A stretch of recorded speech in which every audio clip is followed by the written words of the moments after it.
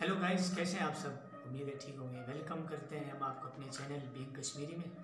जैसे कि आपको पता है, लॉकडाउन की वजह से हम बाहर नहीं जा सकते, व्लॉग नहीं बना सकते नेचुरल ब्यूटी का, तो हमने सोचा एक रिएक्शन कर लेते हैं। बहुत ही नामवर पाकिस्तानी यूट्यूबर तैमूर सलाहुद्दीन उस मोरो भाई, उन्होंने लास्ट टाइम जब कश्मीर विज़िट किया था तो बहुत ही अच्छा व्लॉग बनाया था, तो हमने सोचा उस पर रिएक्शन कर लेते हैं। हम भी कश्मीरी हैं कि क्या है हाँ, बेसिकली हमारा यूट्यूब जो चैनल था वो था व्लॉग्स चैनल। लेकिन आप सबको पता है कि जैसा कि हर तरफ से बंद हो गया व्लॉगर्स तक आजकल जो थे उनको कंटेंट नहीं मिल रहा, सारे गेमिंग वगैरह कर रहे हैं। तो हम लोगों ने क्या यार, चलो रिएक्शन वगैरह स्टार्ट कर देते हैं, क्योंकि मोरू भाई आए थे यहाँ पे कुछ मंथ्स पहले। तो उन्होंने कश्मीर भी विजिट किया था, तो हम कह रहे हैं हम देखें कि उन्होंने कश्मीर को कैसे बयान किए। चलें स्टार्ट करते हैं अपना रिएक्शन। मैं कश्मीर गया था, थोड़ा बीमार था।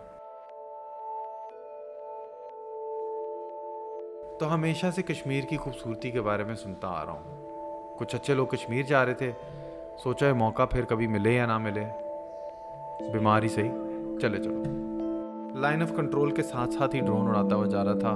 आई नो, बेवकूफ़ हरकत है। खैर, आर्मी वाले आ गए और उन्होंने ड्रोन जब्त कर लिया और उन्होंने कहा आपकी अमानत है हमारे पास, वापसी में ले लीजिएगा। और वापसी में उन्होंने वापस भी कर दिया। डर लग गया था मुझे, क्योंकि मेरा वो कस्टम्स में अभी तक पुराना वाला ड्रोन फंसा हुआ है।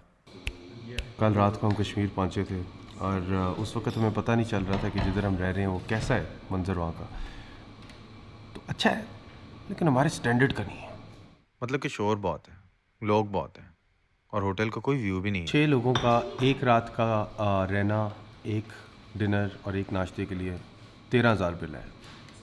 आप कैलकुलेट कर सकते हैं। मैं बिल्कुल एग्जैक्ट LOC के ऊपर बैठा हूँ। मेरे पीछे जो पहाड़ी है, उधर इंडिया के झंडे लगे हुए हैं।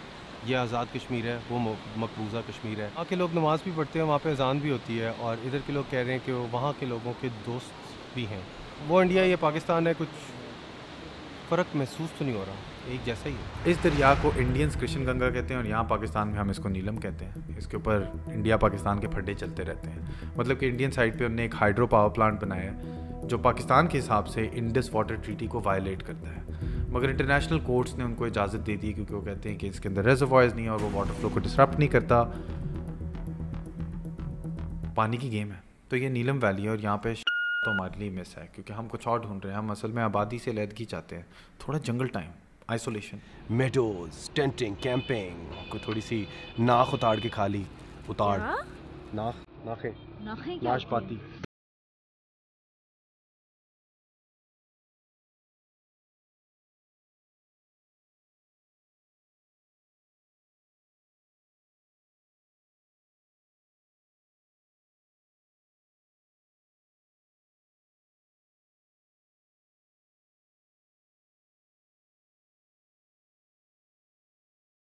हम जा रहे हैं, वहाँ पे गाड़ियाँ भी नहीं पहुँच सकती। ये डब्बा लेके जाते हैं आपको वहाँ पे। और ये फुनपना देख रहे हैं, ये फुनपना एक्चुअली इंडिकेटर है कि डब्बा दूसरी साइड पे पहुँच गया। मेरी एप्पल वॉच स्क्रैच हो गई है और आज मैंने वॉक किया है एग्जैक्टली 10,374 स्टेप्स, 7.44। ये लोग अलग ही दुनिया में रहते हैं। अड़ंग खेल वाले, कोई गाड़ी का जरिया नहीं है। अपना जो सामान है, साजो सामान, खाने पीने का, रिहाइश वगैरह जो भी इन्होंने रखी हुई है, सब जो है वो एक लगी हुई है ऊपर। रसों के साथ गाड़ी एक लगी हुई है जिसको मोटर के जरिए चलाते हैं, वो हवा में आती है और लेके आती है इन्हें इनके लिए सामान वगैरह। तो बड़ा मुश्किल भी होता है, लेकिन ऐसी जगह है जहाँ पर जुलाई तक बर्फ़ रहती है, तो ज़रूर विजिट करें। 7.44 किलोमीटर्स। ये है मेरे दोस्त जासिम, जो देखने में नमूने लग रहे हैं, मगर is also quite intelligent and इनका कुदरत से एक स्पेशली कनेक्शन है। और ये है जासिम की बीवी नादिया, जो कि फ्रेंच हैं और ये भी काफ़ी स्मार्ट हैं, मगर ट्रैकिंग में मेरी तरह स्लो हैं। राबिया मुल्तान में वकालत पढ़ाती हैं, तो कभी अगर लीगल एडवाइस चाहिए हुआ तो I know who to call. I सिर्फ she will pick up my phone call, because मैंने सुना है इन्होंने मुझे इंस्टाग्राम पे अनफॉलो कर दिया। मैंने क्या किया? Why? But they said that in some of the rooms, they drill holes into walls and they might have cameras watching you. So, what he told me that he said our house doesn't have it, but others might have it. Are they recording it? गद्दे रखे हुए ज़मीन पे और camera लगाए हुए। और ये होटल मतलब कि 5 स्टार होटल तो नहीं था, मगर काम हो गया था। भाई मैं तो लो मेंटेनेंस आदमी हूँ, अपने साथ अपना स्लीपिंग बैग लाया हूँ और प्लस ऐसा नज़ारा हो तो जो है उस पर गुजारा किया जा सकता है। मैं इस गेस्ट हाउस में मौजूद है। लोकेशंस के नाम थोड़े सेंसर्ड हैं, इसकी एक वजह है। असल में कश्मीर में मेरे साथ एक एक्सपीरियंस हुआ, मुझे कुछ आपकी तरह के सब्सक्राइबर्स मिले वहाँ पे जिनने मेरे साथ सेल्फ़ी खींचने के बाद कचरा फेंकना शुरू कर दिया, आलूदगी फैलाना शुरू कर दी। ये वही लोग थे जो मुझे कह रहे थे कि मेरी वजह से इंस्पायर होकर वो यहाँ पे आए हैं। तो मुझे एक तरह से ज़िम्मेदारी महसूस हुई कि शायद आखिरकार मेरी वजह से यहाँ पे आलूदगी पहुँच रही है। तो मैंने कहा अब मैं लोकेशंस ही ना शेयर करूँ तो आलूदगी नहीं कोई फैला पाएगा उस जगह में, कम से कम मेरी वजह से। तो ये एक वजह है, काफ़ी डिसअपॉइंटमेंट हुई, काफ़ी दिल टूटा। अब इस चीज़ का इल्ज़ाम खाली टूरिस्ट पे भी नहीं लगाया जा सकता, क्योंकि एक हद तक वेंडर्स को भी मैंने वहाँ पे गंद फैलाते हुए देखा। ये वो चौकी लगी हुई है, हमारी नज़र भी आ रही है, उसकी दूसरी साइड पे इंडिया है। यहाँ के लोकल ने हमें बताया कि इस पहाड़ के पार एक दरिया है और उसके पार इंडिया है। बमबारी भी होती रहती है यहाँ पे, सेंसिटिव इलाका है। कश्मीर, कब से जंग चल रही है यहाँ पे, मतलब कि इस जनरेशन ने तो जंग के अलावा कुछ जाना ही नहीं। और कैसे इंसान पैदा होते हैं इस माहौल में, जहाँ पे पैदाइश के वक्त ही आपको अपनी मौत का डर हो, जहाँ पे आपके ख्वाब आपसे छीन लिए जाएं, खुश होने की उम्मीद भी आपसे छीन ली जाए। अभी पुलवामा अटैक वाले लड़के आदिल अहमद डार की कहानी हमारे सामने आई है। एक इंटरव्यू में उसके वालिद साहब कहते हैं कि वो कभी नहीं एक्सपेक्ट करते थे कि उनका बेटा खुद को हमलावर बनेगा, मगर एक दिन स्कूल की वापसी में इंडियन ट्रूप्स ने उसको मारा और उसको जलील किया। और कहते हैं कि उस दिन उसने इरादा कर लिया कि वो बदला लेगा, और इस इरादे की वजह से उसने एक मिलिटेंट ग्रुप ज्वाइन कर लिया जहाँ पे उसको खुद को हमलावर बनने की ट्रेनिंग दी गई। और अपनी ज़िंदगी की आखिरी हरकत में एक गाड़ी में उसने बम लेके 44 लोगों की जान ले ली। ये एक साइकिल है वायलेंस का, जो न जाने कब से चलता आ रहा है। आँख के पीछे आँख निकाल के लोग अंधे हो रहे हैं। अभी तो इंडियन पार्लियामेंट में इंडियंस ही कह रहे हैं यह हमारी जमहूरियत के साथ गद्दारी है और सरासर कानूनी आमरीयत है। जिस तरह सियासी आवाज़ को खामोश किया गया है कश्मीर में, मैं बहुत फिक्रमंद हूँ कि दुनिया के इस हिस्से में इंतहा परस्त ख्यालात को और भी वजह मिलेगी और इंतहाई सोच और भी फैलने लगेगी। और अब मुझे लगता है कि एक पुरअमन सियासी जद्दोजहद की ज़रूरत है कश्मीर में। खैर तब तो मेरे दिमाग में ऐसा कुछ नहीं था, मैं तब कश्मीर की खूबसूरती इंजॉय कर रहा था। अब इस तरह अपने आप को कश्मीर में मज़े करते हुए देख के एक हद तक गिल्ट होती है, मगर क्यों हो, कश्मीर में टूरिज़म के ज़रिए ही तो आमदनी आती है। मैं तब वहाँ पे एक टूरिस्ट था और अब टूरिज़म भी बंद हो गया, और टूरिज़म कश्मीरियों की लाइफलाइन है। एक और ख़ास बात जासिम की है कि वो एक एनवायरनमेंटलिस्ट है, वो माहिर माहौलियात है, मतलब कि कीमा देखें। जासिम जो है वो वेजिटेरियन है और उन्हें मटर कीमा लाया है। मैंने कहा यार अगर आप वेजिटेरियन हो तो आप मटर कीमा किस तरह खा सकते हो। ये कीमा टेक्सचर्ड सोया से बना हुआ है और मुझे खाने के बाद पता ही नहीं चल रहा कि कीमा और इसमें फ़र्क क्या है। And it tastes like you're having great beef. We're gonna make a pasta with halloumi and mushrooms and garlic. It's gonna be good. अभी ईरज और जासिम एक नया रास्ता ढूंढ के लाए और कह रहे हैं असल जन्नत दूसरी तरफ है, तुम जा रहे हैं। इसको कहते हैं डिस्कवरी। बेहिस लोगों से दूर, जहाँ कोई प्लास्टिक का ना निशान हो, ना किसी जनरेटर का शोर, और वहाँ पे अपना ही सीन डालना। माहिर माहौलियात का आग लगाना, मिलके पास्ता पकाना, फिर कुछ थोड़ा जुगाड़ू काम, और पास्ता को अलहदा कर देना। फ्राइड हलूमी ऐसे माहौल में शायद ही कभी किसी ने पहले खाई हो। चमचे नहीं, नो प्रॉब्लम, सोटी से काम चल जाएगा। और साथ में ये मेरी कंट्रीब्यूशन, माहौल डाल रहा हूँ यार। चॉपिंग बोर्ड नहीं तो मसला ही कोई नहीं, पत्थर इस्तेमाल करो। बीमार आदमी ने भी कुछ नुमाइशी किस्म की मदद की।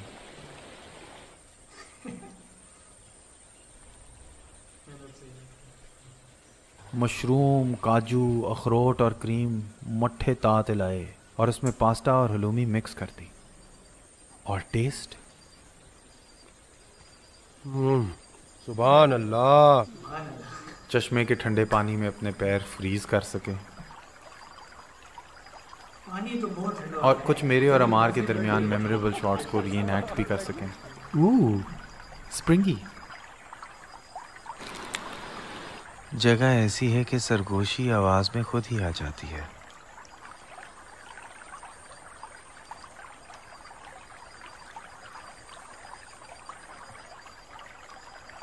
खाने के बाद फूड कोमा हो गया और लेट गए। गुफ्तगू में टाइप आवाज़ों में की। जाने से पहले we made sure we weren't leaving any गंद बिहाइंड, मतलब कि जो लाए थे अपने साथ लेकर जाएंगे पॉलिसी इस्तेमाल की। जैसे जगह मिली थी वैसे ही छोड़ के जा रहे हैं। जैसे मोरू भाई बात क्लियर करें कि वो कश्मीर में आए थे, उन्होंने यहाँ पे रहे 4 से 5 दिन या 2 से 3 दिन उन्होंने स्टे किया, लेकिन वो आप मुसलसल एक बात कह रहे थे कि कीप द प्लेस क्लीन, मतलब जगह को साफ रखें। आज जाते हुए भी देखा इन्होंने यहाँ पे जो कुछ किया था, रैपर्स वगैरह से जो सारा कुछ इन्होंने उठाया है।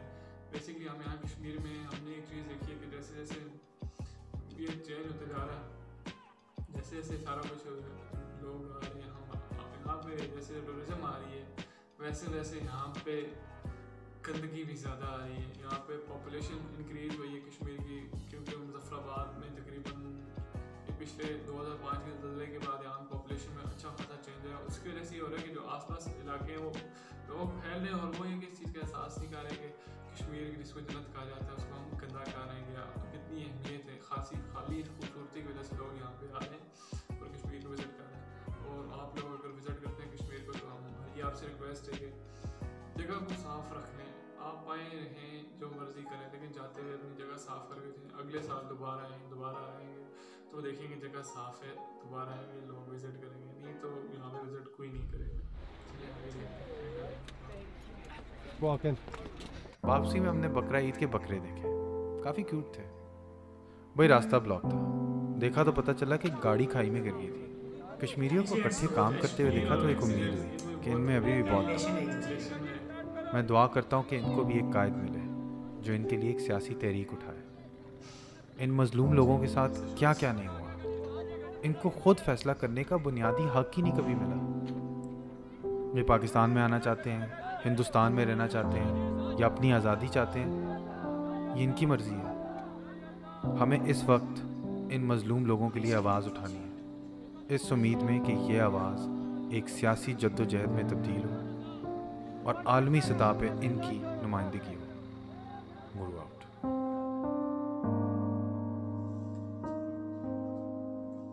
व्लॉग हुआ यहाँ पर, इनका एंड, हमारा रिएक्शन भी एंड हो गया। तो कश्मीर के वाले से आजकल तो मतलब अभी तो बड़ी कश्मीर है, तो हम अच्छी की उम्मीद करते हैं। तो अगर आपको वीडियो जैसे कि मोरू भाई ने कहा कि हमें एक ऐसा चाहिए, एक ऐसा गाइड चाहिए जो हमारे आज़ाद कश्मीर से लेके मकबूजा कश्मीर तक हम सब लोगों की आवाज़ बन सके। बेसिकली ये कि हमारे कश्मीर में 3 तरह के लोग हैं, एक पाकिस्तान के साथ जो रहना चाहते हैं, एक जो मकबूजा कश्मीर में लोग हैं, और एक आते हैं खुद मुख्तियारी वाले जो कह रहे हैं कि हमें कश्मीर अलग चाहिए। ये 3 लोग हैं। हमें एक ऐसे कायद चाहिए जो हमें एक आइडियालॉजी, मतलब एक उस पर ला के खड़ा कर दे, एक नज़रिए पे ला के खड़ा कर दे कि हमें आखिर हमें चाहिए क्या। और हमें बेसिकली देख सकते हैं कि जिस तरह एक्सीडेंट हो गया, इसकी बेसिक वजह है कि हमारे पास रास्ते वगैरह नहीं है, रिसोर्सेज की कमी सबसे हमारे चैनल पे और भी आप वीडियो देखें अपलोड हुई है, एक डेंजरस रोड में डाल दूँगा डिस्क्रिप्शन उसका लिंक, तो आप देख लेना कि वो सड़क इतनी ख़तरनाक है कि गाड़ी बिल्कुल सीधी जा रही होती है और स्लिप होकर गाड़ी टेढ़ी हो जाती है। और ये मुश्किलात हमारे साथ तो लगी रहती हैं। यहाँ पे बर्फ़ पड़ जाए तो तकरीबन 4 महीने 5 महीने तक बिल्कुल कट जाता है हमारा रास्ता, तो लोगों को पहले ही यहाँ से सामान लेके जाके वहाँ पे रख लेना पड़ता है। 4-5 महीने तक मुश्किल से उनका चलता है। और अगर आपको पसंद आई हो तो विज़िट करें ज़रूर कश्मीर को, ज़िंदगी में एक बार ज़रूर विज़िट करें, क्योंकि ज़िंदगी एक बार मिलती है और फिर बार बार मिलती भी नहीं है। जिस तरह लोग कहते हैं जिसने लाहौर नहीं देखा वो जमी ही नहीं, इसी तरह हम भी कहते हैं जिसने कश्मीर नहीं देखा उसने कुछ नहीं देखा, ब्यूटी देखी ही नहीं है, नेचुरल ब्यूटी देखी। तो हम भी उम्मीद करते हैं नेक्स्ट व्लॉग आएगा हमारा खुद का,